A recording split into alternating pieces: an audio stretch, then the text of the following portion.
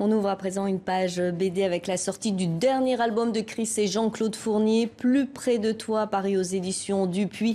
Un album qui rend hommage aux tirailleurs africains qui ont combattu pour la France. Il raconte, je vous le disais en titre, l'histoire d'un jeune séminariste sénégalais contraint de quitter Dakar pour aller se battre contre les Allemands pendant la Seconde Guerre mondiale. Bonjour à tous les deux, merci d'être avec nous. Chris, je commence par vous. Vous êtes le scénariste de cette magnifique BD Plus près de toi. L'histoire commence à Dakar, nous sommes en 1939 et Adi, qui est le personnage principal, est un jeune Sénégalais qui s'apprête à être ordonné prêtre quand soudain la guerre éclate, son destin bascule. Racontez-nous.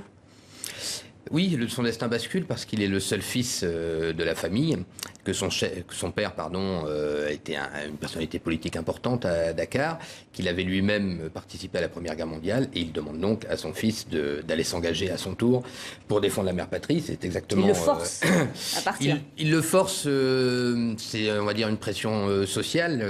Ils sont citoyens français, comme un certain nombre de Sénégalais, et il lui dit surtout que ça va durer 3 mois.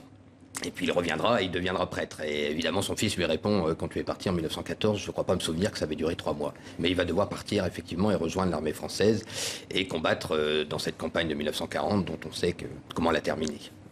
Jean-Claude Fournier, je me tourne vers vous. Vous êtes le dessinateur de cet album et vous avez un rapport particulier avec l'Afrique. Vous avez travaillé au Sénégal et on le voit dans votre BD, vos personnages sont tous très expressifs. Oui, j'ai fait de l'histoire quand je faisais Spirou.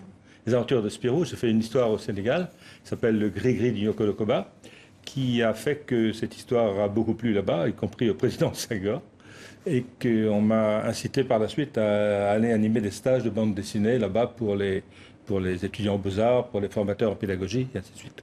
Donc j'ai une approche très, très sympathique, très complète de l'Afrique noire en général, parce qu'on m'a demandé ensuite d'aller dans plusieurs pays, au Cameroun, en Côte d'Ivoire et tout, pour me livrer aux mêmes activités.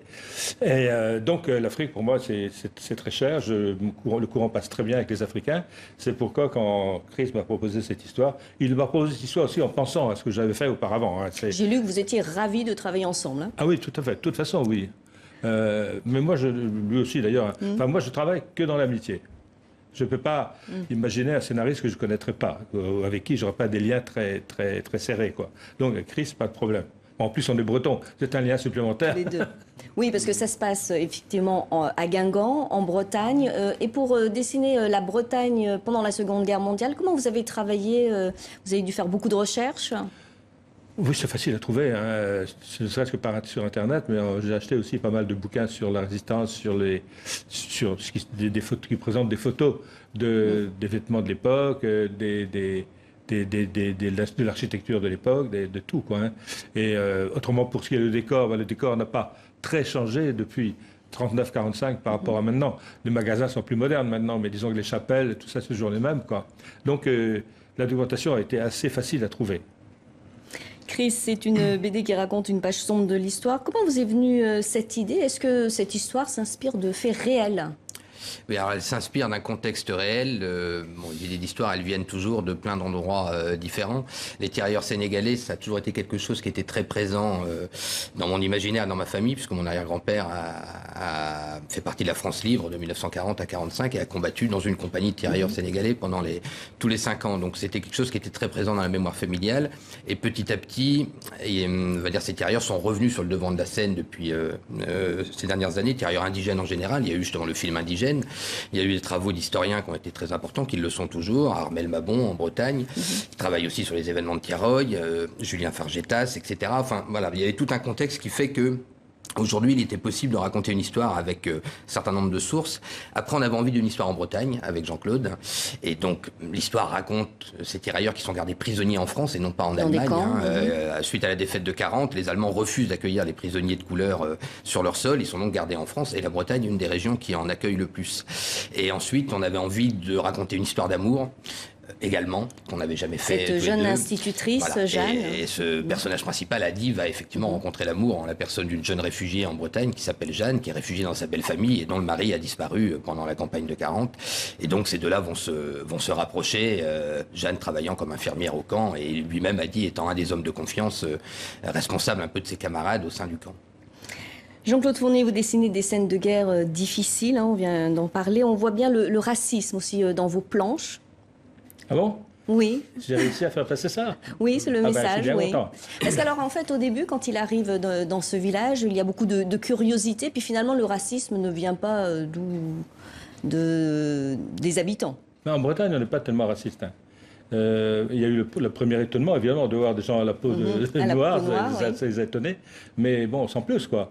D'autant que les Africains, contrairement à ce qu'on raconte en général, sont des gens bosseurs et rigolos, et qui prennent même les pires malheurs, les prennent avec bonne humeur et humour en général, et philosophie. Donc, dans les fermes en Bretagne, ils ont eu très vite du succès, parce qu'ils les hommes n'étaient plus là, les hommes étaient prisonniers ou morts, les habitants du coin. Donc, les paysans ont pris des prisonniers pour travailler dans leurs fermes, et qui ont été très vite des gens très, très efficaces dans le boulot, mais également très drôles, très sympas. Et on a beaucoup de photos, nous, on voit les enfants de ces familles, là, sur les genoux des prisonniers et tout ça, véritablement. C'était des gens qui étaient rentrés dans les familles, quoi.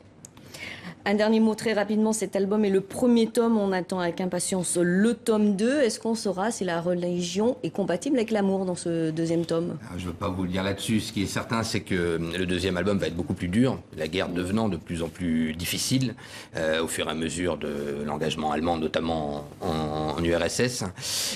Donc ce premier livre est relativement optimiste, c'est vrai, assez lumineux même, puisque c'est le début de l'histoire d'amour.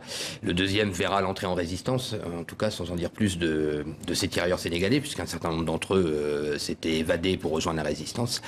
Donc voilà, ça va être un tome plus sombre, et il démarre exactement sous la pluie et par une nuit noire, donc ça donne bien la tonalité de l'album. Merci beaucoup à tous les deux, Merci. Chris et Jean-Claude Fournier. Je rappelle le titre de votre dernier album, Plus près de toi, paru aux éditions Dupuis.